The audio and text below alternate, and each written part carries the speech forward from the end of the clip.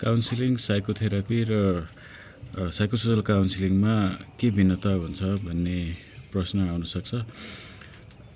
मुख्यतया चाहिँ मैले यिनीहरूको ट्रेनिङमा भिन्नता हुन्छ भनेर भन्छु। जस्तो कि साइकोसोशल काउन्सिलिङको ट्रेनिङ अलिकति थोरै अवधिको हुन्छ भने काउन्सिलिङको ट्रेनिङ अलिकति धेरै अवधिको हुन्छ भने साइकोथेरापीको ट्रेनिङहरू चाहिँ प्रायः जसो धेरै वर्षहरूको हुने गर्छ।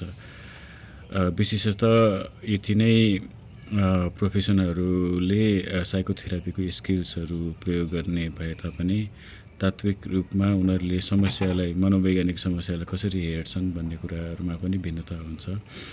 जस्तो कि साइकोसोशल काउन्सिलिङ जुन चाहिँ एनजिओ वर्करहरूले धेरै युज गर्ने गर्छन् र उनीहरूले के बिलिभ गर्छन् भन्दाखेरि समाजमा र वातावरणमा भएका कारणहरूले गर्दाखेरि नै साइकोसोशल प्रब्लमहरू साइकोलोजिकल प्रब्लमहरू हुने गर्छ। त्यही भएर त्यसको निराकरण गर्नको लागि पनि हामीहरूले वातावरण र समाजमै इन्टरभेन्सन गर्नुपर्छ भन्ने।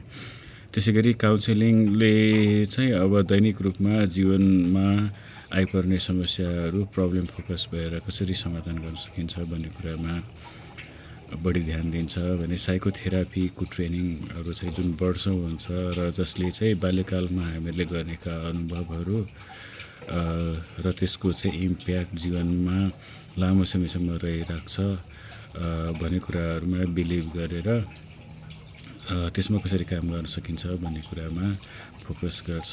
ट्रेनिङको हिसाबले भन्ने हो भने नेपालमा साइकोसोशल र काउन्सिलिङको ट्रेनिङहरू केही महिनाको ट्रेनिङहरू र 1 वर्षसम्मको ट्रेनिङहरू चाहिँ हुने गरेको छ भने साइकोथेरापीको ट्रेनिङहरू अहिलेसम्म नेपालमा त्यस्तो धेरै आइसकेको छैन भने 1-2 वटा चाहिँ सुरुवात भइसकेको छ लामो समयको साइकोथेरापीको ट्रेनिङहरू।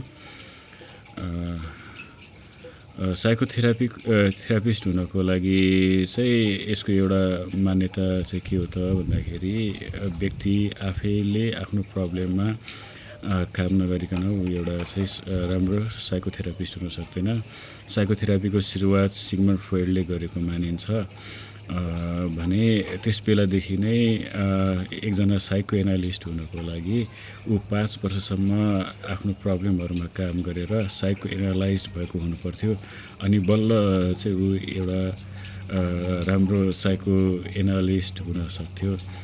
सो यसको सुरुवात नेपालमा त्यस्तो धेरै नभए तापनि यस्ता खालको चाहिँ अभ्यासहरू विदेशमा हेर्ने हो भने इभेन तपाईँ काउन्सिलर हुनकै लागि पनि आफ्नो प्रब्लम फोकस भएर काम गरेको हुनुपर्छ। जस्तो उदाहरणको लागि हामीहरूले युकेमा हेऱ्यौँ भने पनि एउटा सर्टिफाइड काउन्सिलर हुनको लागि धेरैवटा लेभलको चाहिँ परीक्षाहरू चाहिँ पास गरेको हुनुपर्छ र त्यसमा चाहिँ एउटा चाहिँ उनीहरू आफैले आफ्नो प्रब्लममा पनि काम गरेको हुनुपर्छ भन्ने प्रावधानहरू छ र यसको साथसाथै नियमित रूपमा सुपरभिजनहरूमा पनि समावेश भएको हुनुपर्छ भन्ने प्रावधानहरू छ।